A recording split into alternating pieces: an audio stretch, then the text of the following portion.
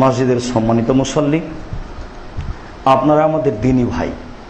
আমরা দ্বীনের কথা বলতে গিয়ে কোনো সময় যদি আপনি মনে করেন যে খুব কঠিনভাবে বললেন, নিশ্চিত বিশ্বাস করুন আপনার সাথে আমাদের আন্তরিকতার কোনো অমিল নেই, যার কারণে আপনাকে জোর করে কিছু বলবো আমরা আদৌ চাই না।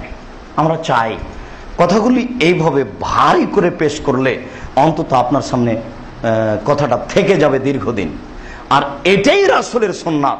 যখন আল্লাহ রাসূল কথা বলতেন তখন দুই চোখ লাল হয়ে যেত, ওয়াস্তাদা গাযাবহু, রাগ বেশি হয়ে যেত, ওয়ালা সাউতুহু, কণ্ঠ উঁচু হয়ে যেত, কান্নাহু মুনজিরু জায়স, যেন তিনি সৈন্যদলকে ধমক দেখাচ্ছেন, এই করতে হবে সেই করতে হবে। একরাউল কোরআনা ফিল খুতবাতাইনি ওয়াইযাতুরুন নাস, তিনি দুই খুতবাতেই কোরআন মাজিদ পড়তেন এবং মানুষকে উপদেশ দিতেন কিভাবে এসব বুখারী মুসলিমের হাদিসকে উল্টে দিয়ে ওই খুতবার আগে 10 মিনিট এমনি বসে বসে কি যেন বলল, কি যেন বলার পরে খুতবা দীর্ঘ সময় দিচ্ছে আরবিতে, শ্রোতা নাকি সব আরবি, সৌদি আরব থেকে এসেছে। আশ্চর্য, কি যে বললো রংপুর, দিনাজপুর, খুলনা, বাগেরহাট, আল্লাহ ভালো জানে, কেউ কিছু বুঝলো না। এটাই নাকি শরীয়ত? যেই না এটা শরীয়ত নয়, এবং মিউমিন করে বলতে হবে এটাও শরীয়ত নয়। কথার গতি এত ভারী হবে যেখান দিয়ে যাবে ছিঁড়ে চলে যায়, 20 বছরের জন্য মনে থাকে। এটাই হাদিসের বাস্তব রূপ। দুই খুতবাতেই কোরআন মাজিদ পড়তে হবে, হাদিসের অনুবাদ করতে হবে, মুসল্লিদেরকে শোনাতে হবে। দিন প্রচারের পৃথিবীতে সবচেয়ে বড় মাধ্যম হচ্ছে ঈদের মাঠ। যারা জুমা মসজিদও যায় না তারা অন্তত ঈদের মাঠে যায়। দিন প্রচারের দ্বিতীয় বড় মাধ্যম হচ্ছে জুমা মসজিদ।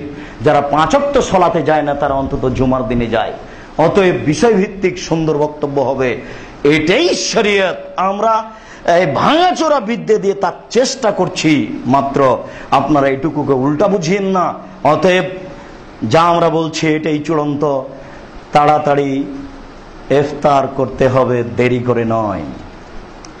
দেরি করে সাহারি করতে হবে, আগে নয়। 8 রাকাত তারাবি পড়তে হবে, 20 রাকাত নয়। শেষের দশক এতেকাফ করার জন্য চেষ্টা করতে হবে, 3 দিন 5 দিন 2 দিন 1 দিন নয়। লাইলাতুল কাদর মূল্যায়ন করতে হবে 8 রাকাত তারাবি দিয়ে, 8 রাকাত তারাবি 8 রাকাত তাহাজ্জুদ, এইভাবে নয়।